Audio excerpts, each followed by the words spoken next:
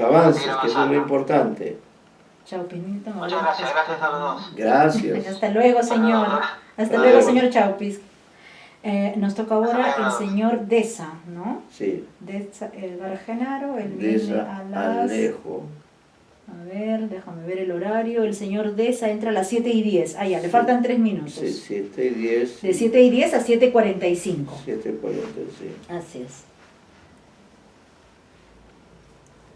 Sí, pues por eso el grupo 2 se va una semana más.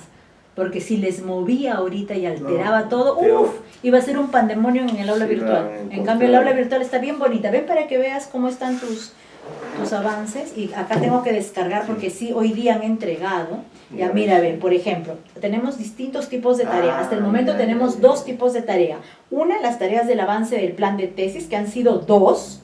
Es decir, yo tengo 4 porque divido grupo 1, grupo 2. ¿Me entiendes? Por ejemplo, este grupo 2 tiene que entregar todavía, ¿no? El día 3 de diciembre todavía. El grupo 1 ya tiene que haber presentado. Y hoy han presentado 5 de 7, o sea, solamente hay 5 del avance del plan, y acá están ya los enlaces para el avance del artículo científico, ¿te das cuenta? Grupo 2, grupo 1. Perfecto. ¿Te das cuenta? Uno les toca el grupo 1 el 10 de diciembre y el siguiente grupo le toca el 17, el grupo 2. Ya, el avance. Avance 1, porque me imagino que del artículo científico sabrán pues 20 avances, ¿no? Entonces semana a semana se les va creando un enlace, ¿no? Para que ellos suban lo que pueden avanzar, porque en realidad de repente para el primer avance hay 2 páginas y de repente para después van a haber luego 5 avances, 6 avances, ¿no? Porque se supone que un artículo científico no se hace pues de la noche a la mañana, ¿no? En todo caso... Por lo pronto este es el avance 1. Según veamos, vamos subiendo avance 2, avance 3, avance 4 y sucesivamente. Y ahí se acabará el ciclo. Bien bonita está mi aula. Estoy feliz yo. Entretenida con mis aulitas. Un tour por todo mi aula virtual porque está muy simpático. Sí, realmente yo trabajo muy bonito. Sí, está muy, muy bonito. Yo trabajo bien, me gusta. ¿Te gusta trabajar? Me gusta trabajar bonito. Te sale muy bien y eso quiero aprender yo. Sí, ya podrás. No es tan sencillo, pero aprenderás, así como has aprendido Copé. Mira que Copé, después de haberte revisado 680 cuentos, ya aprendiste. Sí, ¿ves? ¿Ya ves? Acá después de dictar 680 horas de clase, aprenderás. Porque tarde o temprano uno lo aprende. No, sí tengo que aprender. Cosa que así, entonces, ya, por ejemplo, ante una circunstancia como la de hoy, tú podrías haberme ido a reclamar esa cosa. Pues es bueno que aprendas. Sí. Tienes que aprender. Ahí está, creo. Todavía no. No, todavía no. Ahí. Pero espérate que la cámara se ha movido. A ver. No te vayas, porque si no me descuadras la cámara. Es que me descuadras. Pero se mueve, como dice... Te falta un minuto, ¿ah? Para la siguiente persona.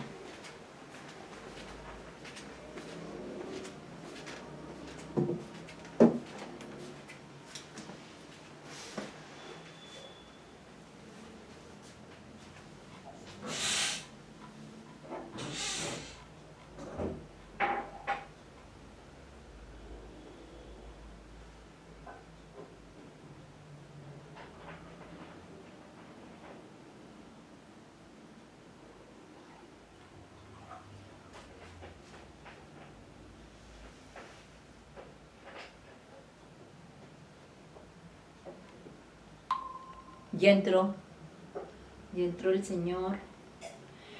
El señor Deza ya ingresó. Ya voy a ver. Sí, el señor Deza acaba de ingresar.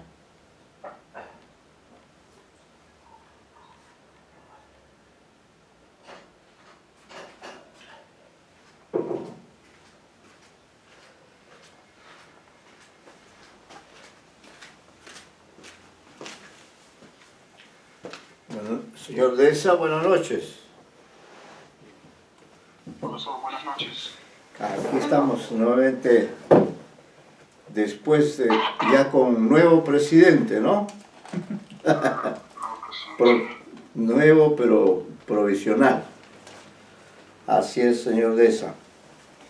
¿Cómo le ha ido? ¿Qué novedades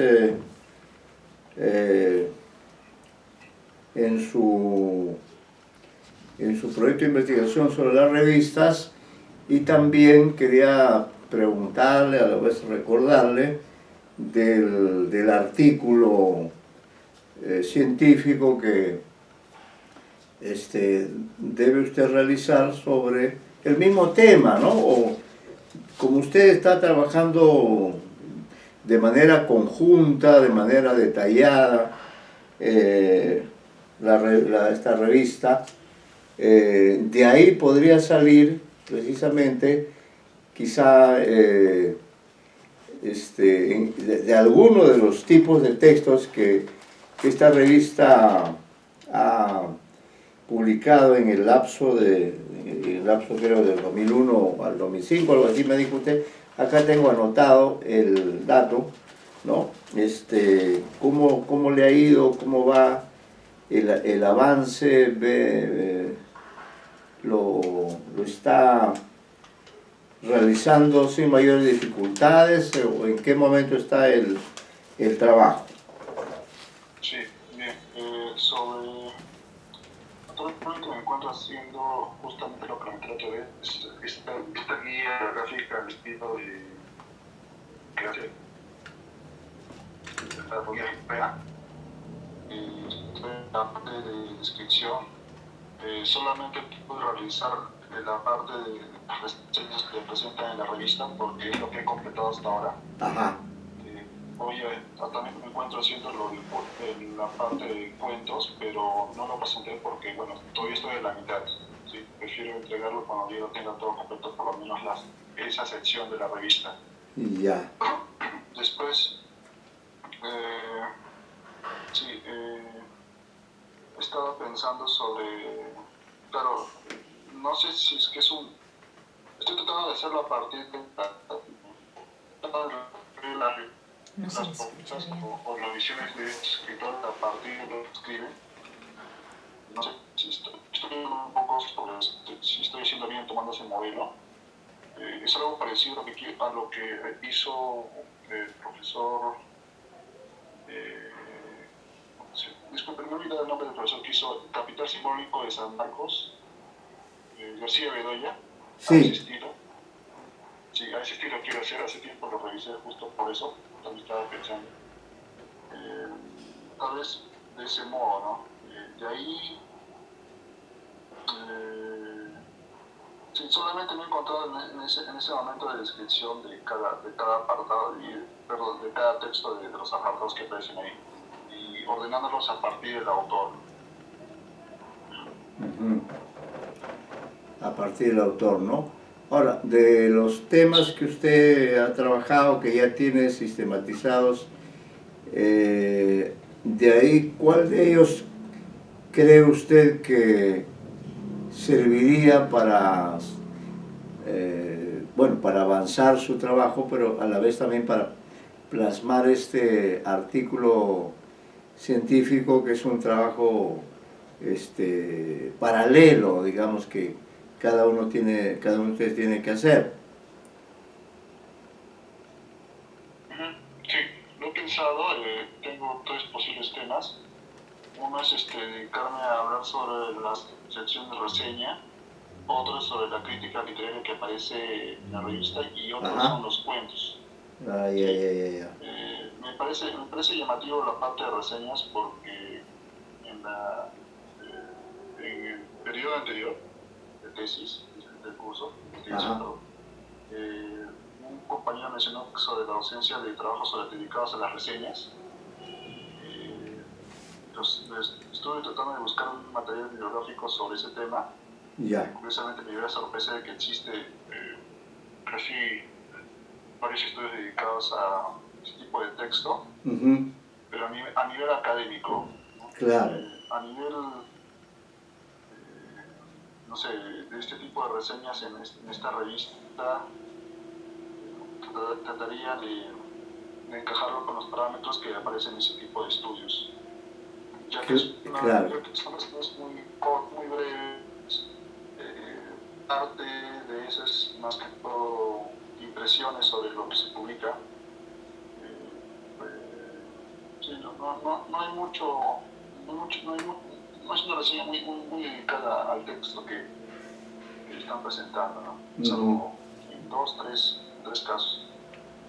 Y ahí el otro problema de esta parte es que solo a partir del número 5, de la lección número 5 hasta la 12, 6 partes están dedicadas a esta sección, a las reseñas. También por ese lado, ¿no? Por la brevedad que aparece, no es constante esta presencia en la revista. Ya. Sí, por ahí posiblemente, ¿no? La otra es la parte de la crítica literaria en la revista, que siempre está presente en todas las ediciones. Ya. Hay desde, creo que y también hay cuentos, me dice, ¿no? Sí, hay cuentos. En eso sí estoy tomándome un poco más de tiempo porque también es otra constante en la revista. Claro. Para la descripción de cada cuento. Sí. Ahora... Por ahora esos 3 puntos serían los que pensaba trabajar en realidad, mire, como usted mismo señala, quizá para una mayor facilidad podría ser el de crítica literaria en la medida en que está presente a lo largo de los números de la revista, ¿no? ¿No le parece? Sí, justo. Claro, sería lo más pertinente porque, y útil también para quienes quieran saber o para que sepan de qué manera se ha ejercido la crítica, acerca de qué temas, qué autores han escrito esos artículos, qué han planteado sobre la crítica literaria. El artículo tendría también más peso, ¿no? Tendría más valor, más relevancia, y al hacer el artículo sobre la crítica literaria en esta revista, eso en la práctica pues es parte de la tesis también, porque lo que diga ahí lo va a incorporar, le va a servir, ¿no? Entonces eso sería mi consejo, creo, porque la función más importante de la crítica es esa, ¿no? De la revista, es hacer crítica literaria. Ya la cuestión de las reseñas, que es importante, entonces, nadie lo niega, pero es una función complementaria, ¿no? Y además, las reseñas, por ser más breves, ofrecen menos posibilidades de poder hablar sobre ellas, ¿no? Y más como son revistas que no tienen... ¿Cuántas páginas tenía cada número aproximadamente? 50 páginas. ¿Cuánto? 50 páginas. 50, ¿no? Entonces ya ve, eso también limitaba la extensión de las reseñas seguramente, ¿no? Entonces quizás sería el artículo, ya ahí están las pautas en el aula virtual, en su correo, ahí van a estar las pautas para la elaboración del artículo científico, que puede ir incluso enviándolo por etapas, por entregas, ¿no? Para irlo viendo a la vez que vamos conversando así en cada reunión, tanto de la revista como del artículo, que también es, diríamos, al final útil para la tesis, ¿no? Porque es un requisito haber escrito algo acerca del tema de la tesis, ¿no? Yo creo que sería lo más relevante, ¿no? La crítica literaria, sobre todo en función del tiempo que usted está seguramente con sus actividades académicas, está además avanzando la tesis, y luego ahora esta exigencia del artículo científico, que es que se suma, ¿no? Entonces, que si tiene más claro el tema de la crítica literaria, yo creo que sería bueno plantearlo, ver cuántas críticas cree usted que habrá. ¿Tiene una idea? ¿Cuántos artículos de crítica literaria habrá? Sí, hay 3 tipos de crítica en la revista. Una es la impresionista, una es la que se basa en la académica, prensa académica, y otra es algo parecido a que fusiona entre descripción y académica. Ya. Sí. Sí. Obviamente no voy a tomar la impresionista porque es la que tiene menos espacio, solo la voy a mencionar. Claro. Solo desarrollan una cara. Ya. Entonces, claro, serían los artículos que tienen un mayor desarrollo, tienen un mayor aporte. Se puede ahí, al hacer usted un artículo sobre esto, convierte a su artículo en una fuente más, porque los investigadores ya tendrían acceso a los temas o autores o problemas que se hayan examinado de una literatura que es también parte de del total de las literaturas peruanas, ¿no? Así que por eso creo que su trabajo tiene un valor para usted, para su comunidad de Ayacucho, pero en general para los lectores, para los estudiosos de la literatura peruana, ¿no? Que hay unos que son muy acuciosos y que, pues, si se trata de hacer una investigación, revisan exhaustivamente información que haya publicado en diferentes lugares, ¿no? Así que yo creo que eso es algo positivo para el trabajo que usted está haciendo. Usted puede hacer un boceto de cómo lo va a hacer y luego me lo envía para darle una mirada y hacerle algunas observaciones, algunos alcances.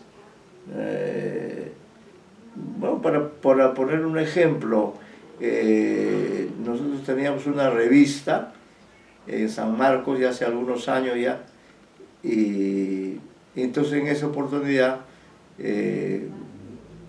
hice, era un artículo breve en realidad, era cuestión de tiempo también. Me acuerdo haber hecho las reseñas, ojo, las reseñas sobre obras de Mario Vargas Llosa en la revista de crítica literaria latinoamericana, ¿no? Entonces salió está en la revista, se llama Contextos, la dirigíamos con el profesor Mauro Mamani, ¿no? Entonces, claro, por supuesto, como es una revista que acaba de cumplir este año 45 años, ¿no? Yo he sido también partícipe de esa revista, y bueno, algo que era cierto, era Vox Populi, es que las relaciones entre esa revista, dirigida por el profesor Cornejo Polar, las relaciones entre esa revista y Vargas Llosa no eran muy buenas, no eran relaciones muy amistosas o, digamos, cordiales.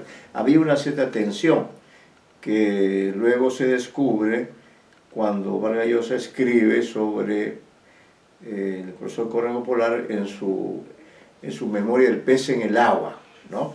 Entonces, ahí yo deduje que a veces suele ocurrir, puede ser que usted también alguna vez lo haya visto, lo haya vivido, pero a veces algunos directores dan indicaciones, ¿no? O dan pautas y le dice, por favor, sobre este autor, trata de ser muy crítico, por ejemplo, ¿no? o a este otro que es mi amigo, dale más peso. Eso también ocurre, ¿no? Pues yo no sé cómo se maneja esto en el mundo que usted conoce, pero bueno, habría que tomar en cuenta también al evaluar los textos de crítica literaria, ver cómo se ha manejado esa objetividad, ¿no? O a veces también a partir de los artículos de crítica literaria se crean polémicas o se exponen planteamientos contrapuestos acerca de un autor, ¿no? Todo eso habría que tomar en cuenta en el caso de que usted decida hacer ese tipo de trabajo, ¿no? Y concluyendo con lo que fue mi experiencia, pues bueno, yo hice solo algunos artículos y ahí efectivamente pude comprobar que todos los artículos, los de los que yo analicé, ¿no?, acerca de Vargas Llosa, siempre tenían un pequeño sesgo, ¿no? Se notaba ahí que de hecho había una cierta indicación en el sentido de criticar, ¿no? De criticar, de darle, como se dice, con más fuerza, ¿no? Incluso creo que el propio director, el doctor Torneo Polar, también participaba escribió una reseña él sobre una de las novelas, creo que es La guerra, el fin del mundo, ¿no? Bueno, ya son cuestiones internas, pero las revistas pues también son producto de grupos, ¿no? Y dentro de los grupos a veces suelen haber estas pequeñas discrepancias que por otra parte le dan también interés a la actividad de publicar una revista o de opinar sobre temas controversiales. Y usted sabe que esto es habitual en la crítica literaria, ¿no? O en el mundo de las revistas. Lo sé yo porque también he conocido algunas revistas o he participado y eso ocurre. Así que, pero me parece sí que sería lo más pertinente que trabaje usted con los artículos acerca de la crítica literaria. Es una crítica ponderada, una crítica, digamos, que permita conocer a estos críticos y los temas que ellos han desarrollado. Me parece que sería lo más pertinente, lo más útil para todos. Todos creo que se beneficiarían. Y usted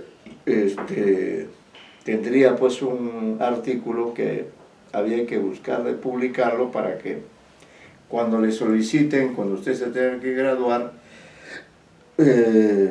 también ya haya cumplido con el requisito de publicar, ¿no? Siempre es, como usted sabe, siempre es mejor publicar que no hacerlo, ¿no? Y más como acá en el curso, la exigencia del propio director del posgrado ha sido ese, ¿no? Es decir, esa exigencia de hacer que todos, de todas maneras, produzcan un texto, un artículo científico relacionado con su tesis. De ahí diríamos, la insistencia en que usted elija y lo haga, ¿no? Eso sería, señor Deza. ¿Qué otras novedades? ¿Algún otro detalle, algo más? ¿Ha mandado algún avance o no? Todavía no. Sí llegué a enviar. Como dije, no pude terminar la otra sección que estaba haciendo para la guía bibliográfica. Ya. Eso la mandé de lecturenos. Espero terminar el otro sobre cuento esta semana y avanzar con la parte crítica. Ya. ¿Cuándo ha enviado eso? Hoy día. Ah, ya. Ya, lo voy a ver entonces y vamos a leerlo y calificarlo. y ponerlo en el aula virtual para que usted tenga conocimiento también de que yo lo he recibido y he leído y calificado el trabajo, ¿ya? O sea, una consulta. Sí. Hay un estudioso que no sé si recuerdan, en los 80 o 90, contemporáneo de Enrique Bayón, que habla sobre la crítica literaria en el Perú. Sí. Si no tiene una base semiótica, no se considera crítica literaria. No recuerdo el nombre del autor, creo que es extranjero. Argin, algo así. Me pareció llamativo porque creo que en los pocos que he podido ver es que hace un recuento sobre lo que se hacía acá. Ajá. Y lo descalifica, ¿no? Lo descalifica y también en otro artículo, creo, de Rocío Silva, menciona también la presencia de este estudioso. Yeah. No encontró nada concreto sobre este personaje. Sí, bueno, Enrique Bayón, a quien he conocido bastante, que recuerde, bueno, me parece que en ese recuento que usted conoce, ese recuento que se hace sobre la crítica, creo que no lo mencionan ahí, no lo consideran, me parece, ¿no? Estoy muy seguro, el recuento que hacen García Bedoya, Camilo Fernández, etc. Ahora, él introdujo la semiótica, el estructuralismo en el contexto peruano. Él ha publicado bastante análisis sobre los mitos amazónicos, trabajó también sobre Vallejo, ha trabajado sobre el teatro de Vallejo, es decir, ha publicado también sobre las crónicas, es decir, ha combinado la labor de crítico con la labor de editor de obras de Vallejo en las crónicas. Bueno, pero al mismo tiempo diríamos su ejercicio como crítico literario es un poco difícil de seguir o de explicar porque su metalenguaje es un poco confuso, ¿no? Esa es la verdad. Yo mismo, además me gradué con una tesis asesorada por él, ¿no? Yo traté de hacer una versión más legible del método. Bueno, en esa época, más que de semiótica, se hablaba del estructuralismo, ¿no? En realidad es eso, ¿no? Entonces, bueno, me gradué con esa tesis que es un análisis de un cuento de López Albújar, pero cuando él también tuvo que graduar, porque tuvo que graduarse de doctor para volver a Francia, donde creo que había sacado una tesis anterior, o había hecho una tesis, sin embargo, eso es lo que se le ha objetado un poco, es decir, la dificultad de su exposición, de su análisis semiótico, que trata de combinar con elementos de la lingüística transformacional. Por eso es que no ha tenido mucha influencia, más allá de los círculos semióticos, no hay trabajos relevantes de él. Pienso yo que él debió, por ejemplo, escribir y publicar una introducción al análisis semiótico, no lo hizo, ¿no? Finalmente lo hicieron Desiderio Blanco y Raúl Bueno, esta introducción al análisis semiótico, que ha sido de utilidad, pero el profesor Bayón me parece que sus últimas publicaciones, sobre todo, se ha dedicado al análisis de los mitos amazónicos. Por ahí ha ido su preocupación en los últimos años. Pero más tampoco sé de él porque ya no lo he visto, no sé cuál sea en este momento su actividad principal, se habrá jubilado, sabía que estaba en Estados Unidos, no tengo precisión. Sí fui un alumno de él en varios cursos, muy entusiasta, él muy agudo, polémico también. Ha trabajado como Leo Vallejo y a veces a través de los trabajos también ha tenido polémicas, ¿no?, sobre su labor, sobre la idoneidad de su trabajo semiótico. Eso es lo que le podía decir sobre don Enrique Bayón. No tengo muchos más datos sobre él, ¿no? ¿Usted lo conoce? Sí, estuvo en Arequipa un tiempo. Estuvo en Ayacucho, ¿no? ¿Y qué? ¿Enseñó o...? No, en Arequipa estaba. ¿En Arequipa? Sí, en Ah, porque él es arequipeño. Sí. Él es arequipeño. Pero creo que sí estuvo en Ayacucho. En alguna época alguien me ha contado, yo tengo un amigo ayacuchano, no sé si usted lo conoce, se llama Rodolfo Jiménez. Debe ser un poco mayor que usted. Bueno, este profesor Rodolfo Jiménez, él es ayacuchano, de Huamanga, como dicen ustedes, huamanguino, de familia ayacuchana, pero claro, luego también migró a Lima y ya su vida la ha hecho en Lima, ya hace varias décadas ya. Entonces, él me contó, me dijo, Enrique Bayón, porque nosotros lo tratamos con bastante afecto en aquellos años, dijo, el doctor Bayón ha estado aquí acá estaba en Ayacucho, se alojó donde mi amigo tenía un hermano que tenía un hotel, se llama Ramón Jiménez, creo. Ahí se había alojado él, había ido a un viaje de investigación, pero más detalles tampoco no tengo sobre cuál es actualmente su paradero. Han pasado los años y ya Enrique está por los 80, cerca de los 80, ya no lo he vuelto a ver. Pero sí lo aprecio mucho, sí, a pesar que es una persona muy complicada, pero al mismo tiempo bueno, él introdujo todo esto.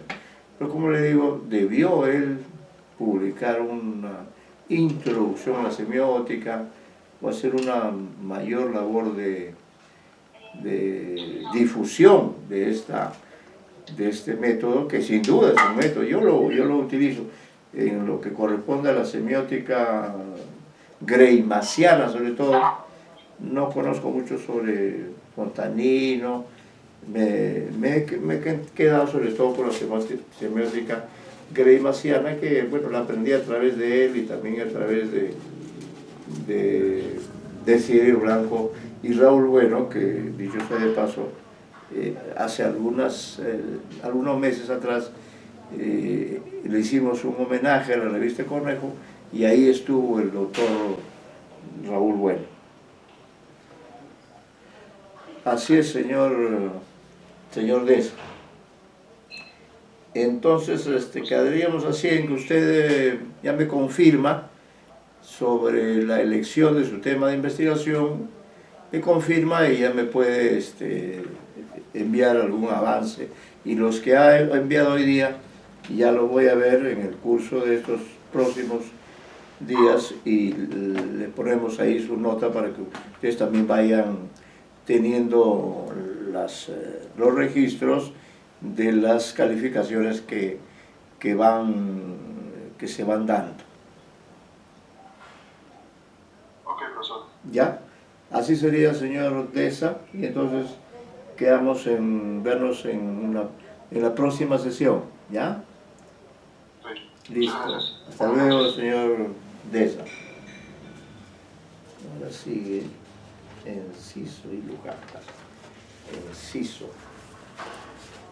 El señor Enciso. Tiene las indicaciones para el artículo, ¿no? Sí, ya están en el aula virtual. Todo está en el aula, tienen que entrar, pues no entran. Enciso, Si no entran, no pueden ver. El señor Enciso está trabajando sobre Ribeiro, a ver qué me va a decir. Él tiene, ¿de qué hora queda? El señor... Enciso tiene acá la cuenta. A ver. 7:45 a 8:20. Sí, 7:45, o sea, faltan 3 minutos a 8:20. Después viene el señor Luján de 8:20 a 8:55. Ya, eres sobre al vanguardismo, ¿verdad?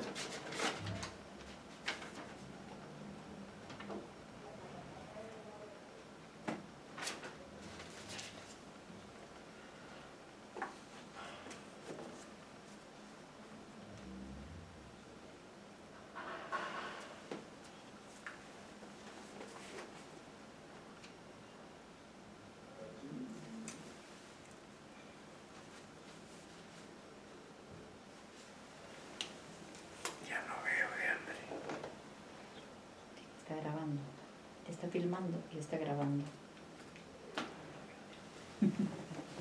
No, ya vas a acabar a las 9 acá, sí, ya. Estoy a las 8. Sí, ahorita viene el señor que le toca. Al señor le toca 8:45, faltan 2 minutos.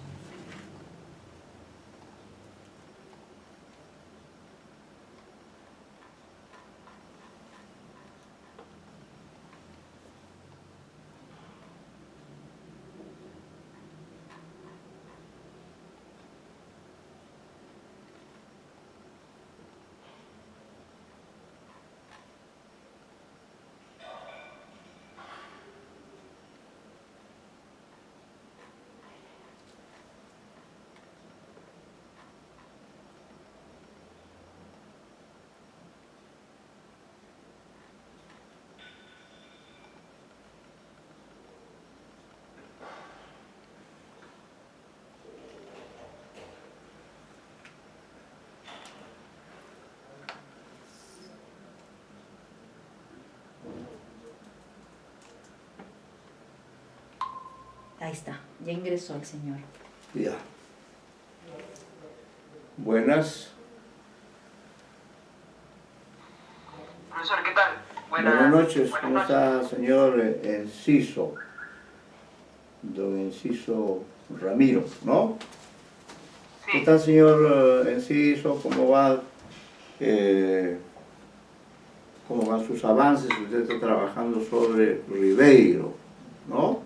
Sí, exacto. A ver qué nos puede informar, porque quizá mandó hoy día un avance o no. Ayer le envié, sí, profesor. Ah, ya, no he tenido tiempo de verlo, ya lo veré, pero a ver, cuénteme de en qué consistió ese avance. Es un avance no tan significativo en extensión, pero yo creo que es muy significativo en profundidad, porque como le comenté en la clase pasada, tenía algunos artículos, entre ellos uno de usted, que comentaban de manera más específica, ¿no? Claro. Abordando no solo ya la palabra del mudo, sino este grupo de cuentos que tiene cada tomo de la palabra del mudo, ¿no? Claro. Creo que de esta manera se encuentra con mayor fluidez, ¿no? Con mayor precisión los análisis, y había agregado el análisis de Salvieda. Profesor, disculpa el nombre, de repente me estoy confundiendo, lo que pasa es que he tenido un desperfecto con mi computadora y estoy desde el celular. Ya. Pero era justamente un escritor que hablaba acerca el grupo de cuentos que usted me recomendó, ¿no? De los otros. Ya. Si no me equivoco, forma parte de Relatos Santacrucinos. Entonces estaba leyendo un artículo referente a eso y cómo el autor de este artículo decía que en este grupo de cuentos, Ajá. quizás, así como usted me comentó, la estructura es diferente, pero no solo eso, sino también el estilo que utiliza se parece incluso más de repente al diario La Tentación del Fracaso, perdón, el diario de Ribeiro, ¿no? Ya. Este aspecto autobiográfico, mucho más sentido, mucho más personal, que a sus otros cuentos que acompañan la palabra del mudo, ¿no? Y añadí justamente esas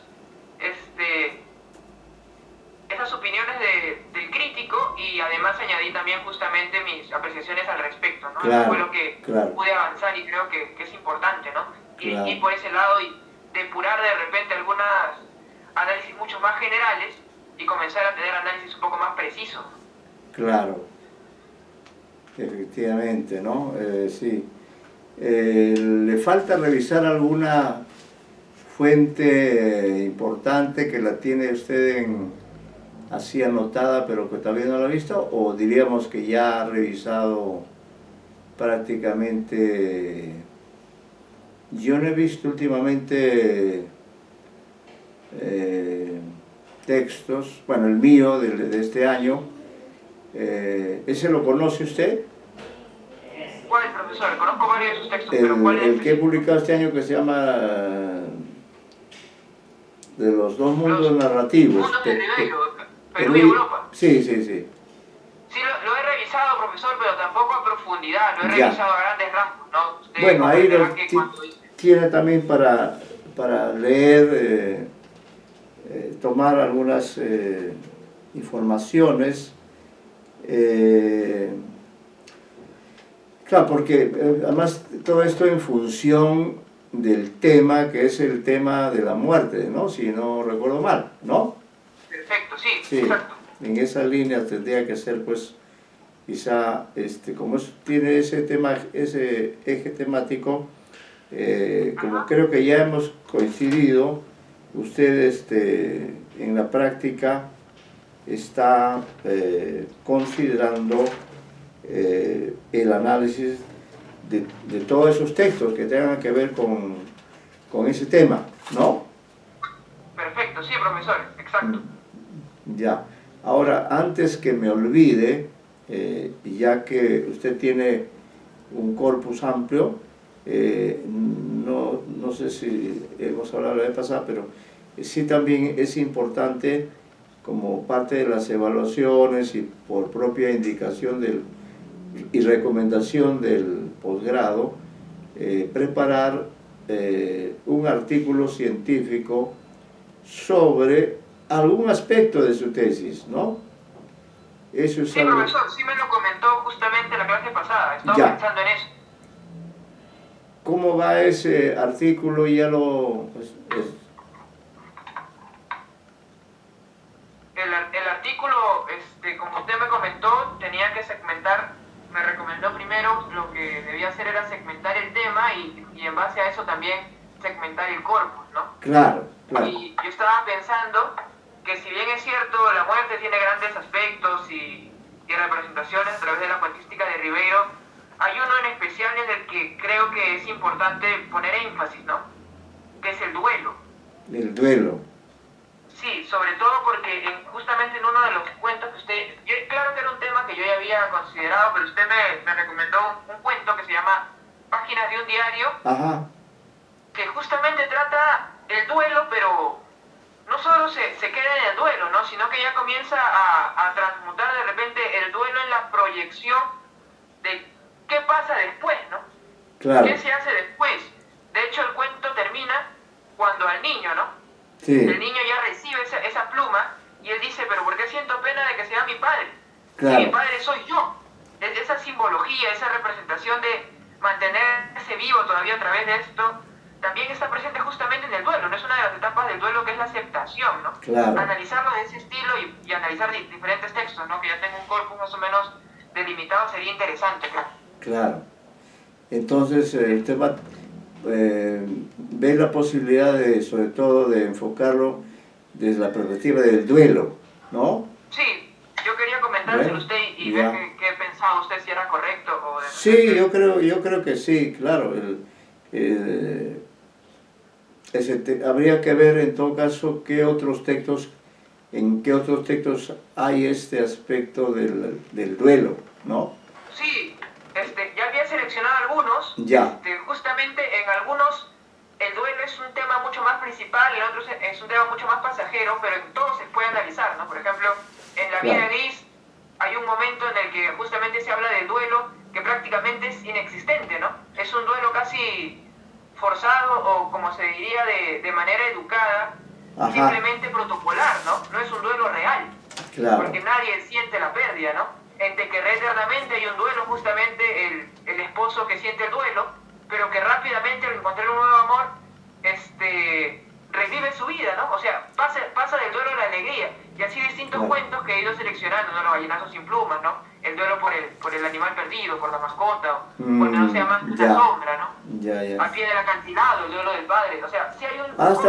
Está bien. Entonces ahí tiene usted ya tiene usted un buen material para trabajar las diferentes formas de procesar el duelo, ¿no? Puede ser en relación con un familiar tan cercano como es el padre, y también sobre un animal o sobre el hijo, ¿no? Que efectivamente al pie del acantilado, claro, el padre procesa el duelo, ¿no? Lo lleva por dentro. Así que desde ese punto de vista creo que el tema es pertinente, ¿no? Pertinente. Yo no sé si se podría, bueno, también recuerda usted en el cuento el ropero, los viejos y la muerte, el personaje, el padre, de alguna forma está también dentro de esta atmósfera como el personaje que sabe que va a morir, ¿no? Que tiene una comunicación con sus seres del más allá. Alimenta esa ilusión de que a través del espejo él ve a sus padres, ve a sus abuelos, a sus bisabuelos, y a su vez, también a través del espejo, ellos lo ven a él. Hay una comunicación fluida, ¿no? Es lo que dice el narrador. Y de pronto viene esta anécdota del niño que va a jugar a esa casa y rompe el espejo, ¿no? Rompe el espejo. Entonces allí lo pone le pone al personaje en una situación como de orfandad, ¿no? Porque ha perdido el vínculo con los antepasados, pero a la vez eso lo convence de que su final está más cerca, ¿no? Que él está ya y por último ya no necesita tanto el espejo porque su muerte está muy próxima, ¿no? Entonces esto sería como una suerte de adelanto del duelo, ¿no? O conciencia de que, claro, él en sus momentos probablemente también guardó duelo por algunos de esos familiares a los que conoció, no a todos, ¿no?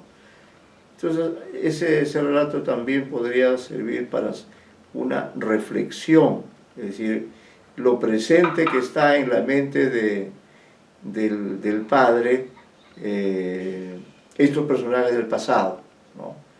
Como fueron personas ilustres, siempre él tiene un recuerdo de ellas y se comunica a través del espejo, ¿no? Hasta el momento en que ese objeto se quiebra y ya él entra a otro proceso, ya se da cuenta que en realidad está en camino a la muerte, ¿no? Eso se podía también tomar en cuenta, aunque veo que usted tiene varios textos para procesar, ¿no? Y luego, cuando hemos hablado de las historias de los otros, lo que podríamos decir ahí también es que lo que hace el narrador es una especie de duelo por todos y cada uno de ellos, aunque ya es un duelo, vamos a decir, extemporáneo, porque hace muchos años que ellos murieron, pero el traerlos otra vez, el recordarlos otra vez, ¿no? Y el hacer el elogio, porque hay un elogio de ellos, ¿no? Vendría a ser también una suerte de duelo, ¿no? El duelo por los que... Claro, podría ser una mención de un duelo, como usted menciona, un duelo de repente tardío, ¿no? Tardío. Un duelo casi nostálgico. Nostálgico, viendo ¿no? que Claro. de repente también se le va la vida, ¿no? Sí. Pero habría que ver esto para que el concepto tampoco se resulte tan elástico, ¿no? Hay que ver estrictamente, definir el concepto de duelo, qué cosa es el duelo, los tipos de duelo que hay, los rituales, en fin, que están vinculados con costumbre, con esta forma de procesar la muerte, ¿no? Que es, en Ribeiro es un tema. Estos son algunos resultados de la web. Así es, señor Enciso. Entonces usted voy a ver lo que me ha enviado y ahí todavía no ha enviado el artículo, ¿no? No, profesor, todavía no he redactado, profesor, aún, ¿no? Ya, está bien, pero ya creo que usted tiene los suficientes elementos como para abordar ese tema.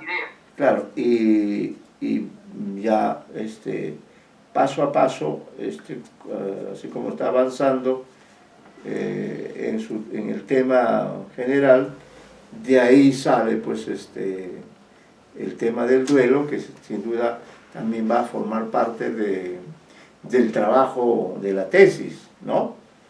Eso, por supuesto. Sí, así es, así que por ese lado creo que usted está encaminado, tiene claridad sobre el tema. A ver, que quiero ver si hay algo acá. Enciso, señor Enciso, sí. A ver, voy a ver acá algún detalle más que... Sí.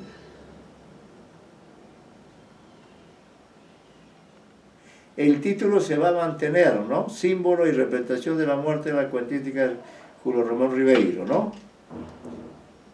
Sí, de momento sí, es un título tentativo, pero que también nació de una recomendación del doctor Mauro. Ajá. Y de cierta manera me parece que es preciso y oportuno. Claro que siempre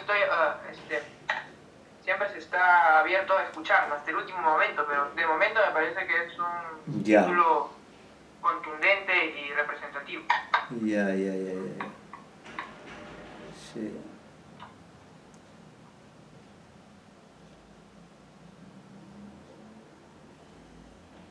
Sí, en todo caso ya se ha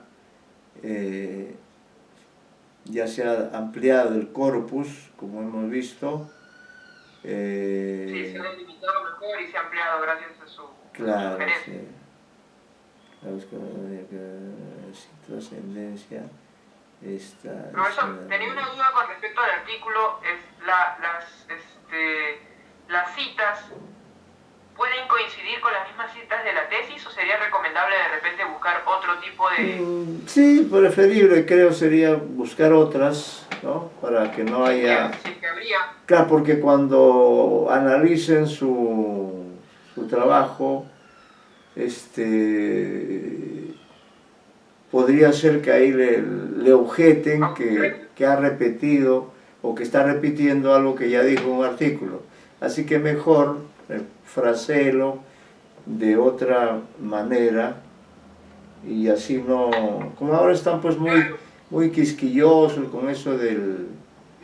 La idea de repente va a ser similar, escribirla distinta, pero buscar otras citas de repente me ayudaría también a ampliar, ¿no? También. Una nueva búsqueda. Claro. De todas maneras. Sí. Dentro de lo que se puede. Sí, pues, sí. Eso también estoy viendo.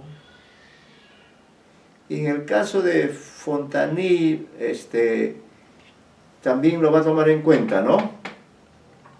Como le dije, en el caso de ese autor, yo realmente no tengo mucho conocimiento, también fue una recomendación que me hicieron, pero todavía no he tenido la facilidad de conseguir el libro completo del autor. Ya. Bueno, quizá ya sería materia. Yo no conozco mucho tampoco de Fontany, lo he leído. En todo caso, si usted me pudiese recomendar alguno que tenga un acceso mucho más sencillo, porque yo tengo problemas para salir de casa. Claro. No se me hace tan sencillo, entonces conseguir libros físicos ahora se me hace un poco imposible, ¿no? Sí. Todo lo tengo que buscar por las redes y gracias a Dios hay bastante material, entre ellos se puede encontrar artículos y textos de usted incluso. Claro, sí, pues ahora a través de internet es que uno puede encontrar novedades, ¿no? Sí, acá está viendo pues su plan está muy bien elaborado, así que creo que va a salir una autores sobre la muerte, ¿no? Ritos mortuorios, post-mortem,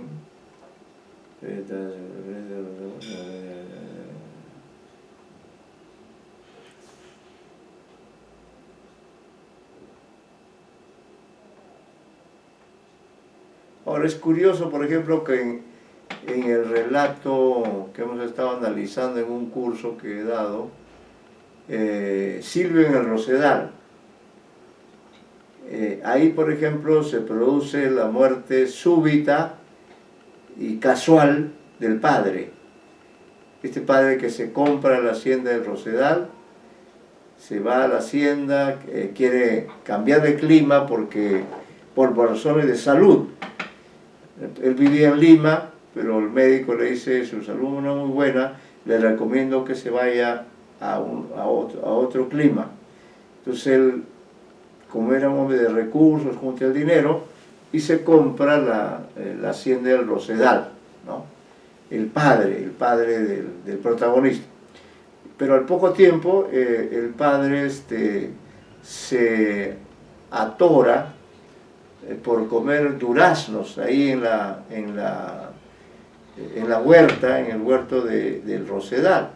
Se atora y se muere, ¿no? Se atraganta con la pepa del melocotón o durazno y se muere. Y entonces al morir el hijo, que es su único heredero, su esposa ya ha muerto, el heredero, que se va a convertir en el protagonista del cuento, va a recoger el cadáver del padre y enterrarlo en Lima, ¿no? Donde había vivido él toda la vida. Ahora, en este caso me daría la impresión que no hay duelo porque la relación entre padre e hijo ha sido tan fría, sobre todo de parte del padre, nunca le permitió, sino que trabaja ahí en la ferretería, que se dedica a ser vendedor, mientras que la madre sí había alentado en él la vocación artística, tocar el violín, porque a él le gustaba tocar el violín, pero el padre nunca le permitió esa posibilidad. De manera que cuando muere, bueno, el narrador no dice si se alegra o no se alegra, lo único que dice es que se ve obligado a viajar a la hacienda de Rosedal y traer al cadáver de su padre para enterrarlo, nada más, ¿no? Y claro, ya el punto de vista del relato en sí, lo interesante es que cuando él va a recoger a su padre, observa la hacienda y le gusta, aunque en esa primera visita piensa incluso en la posibilidad de vender la hacienda. ¿Por qué? Porque es una hacienda muy grande, él nunca ha vivido en la sierra, no le anima mucho la idea de quedarse ahí, pero se va a Lima, entierra al padre, seguramente es algo que no se menciona, pero tiene oportunidad de volver una segunda vez. Ya en esa segunda vez la hacienda le gusta, le parece muy hermosa, le parece una obra arquitectónica extraordinaria, y bueno, usted solo ha leído ese relato y ya él se dedica plenamente a vivir allí, a participar de algunas experiencias que son parte de la trama del cuento, ¿no? Es un hombre más bien solitario, pero no deja de ser solitario, pero en todo caso encuentra ahí en esa hacienda el sentido de su vida a través de la música y de otras actividades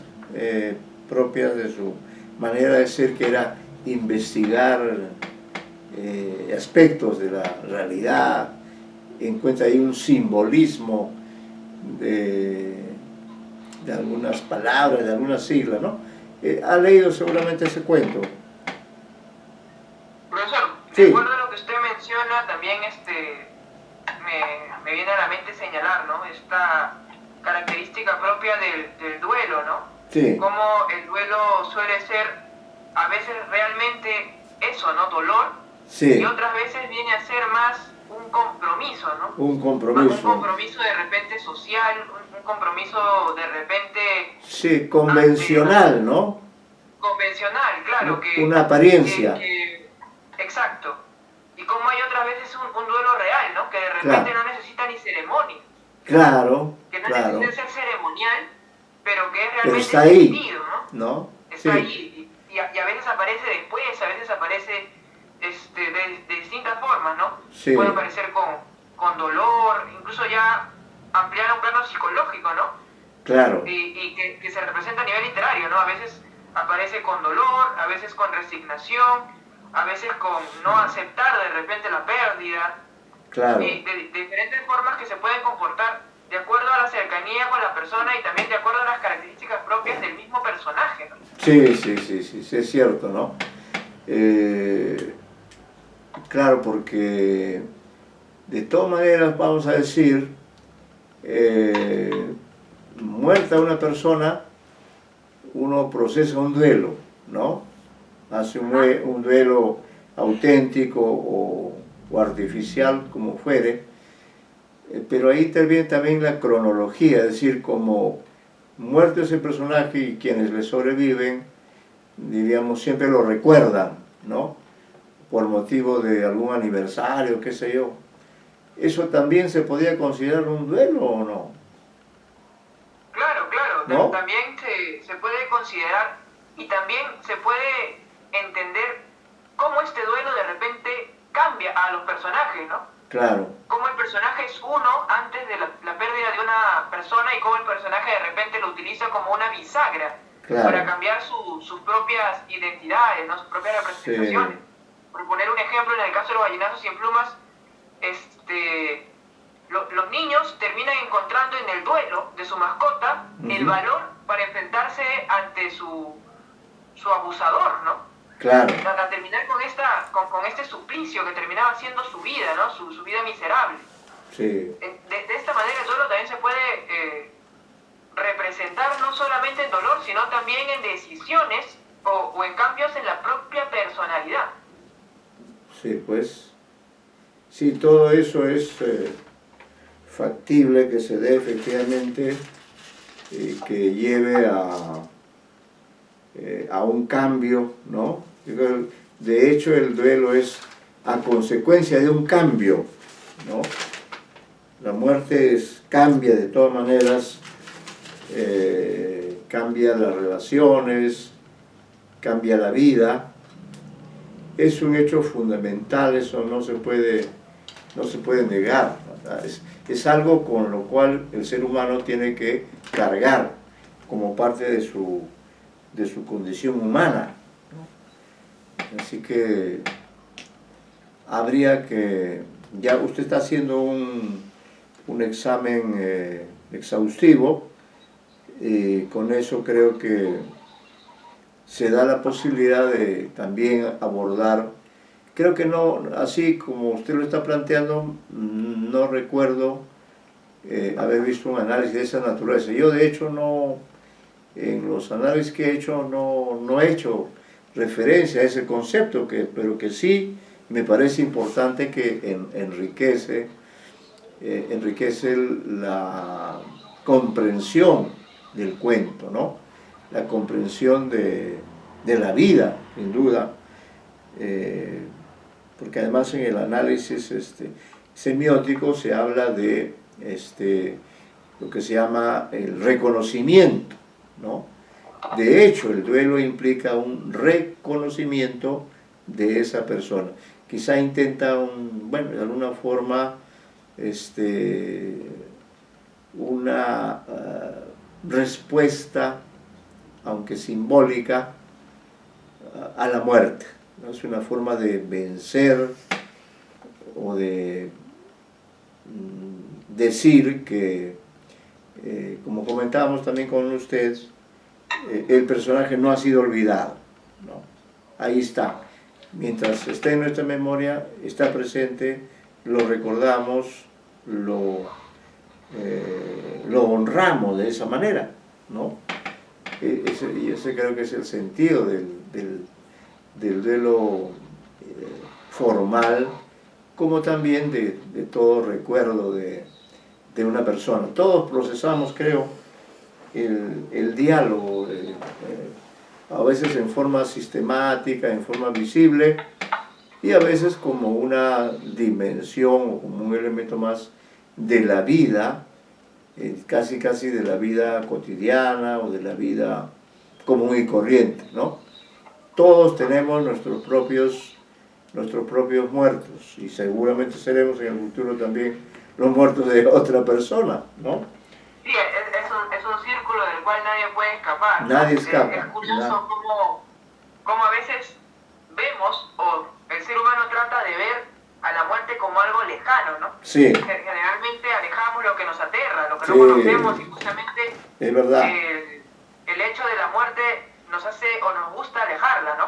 Sí, y pues. cuando sucede justamente la pérdida de una persona cercana a nosotros, es curioso cómo la muerte nos recuerda que estamos vivos, ¿no? Sí. Y que la vida es justamente un hecho perecedero, ¿no? Un hecho que no puede llegar a ser eterno, por más que queramos. Entonces nos recuerda quizás nuestra propia muerte, ¿no? Claro.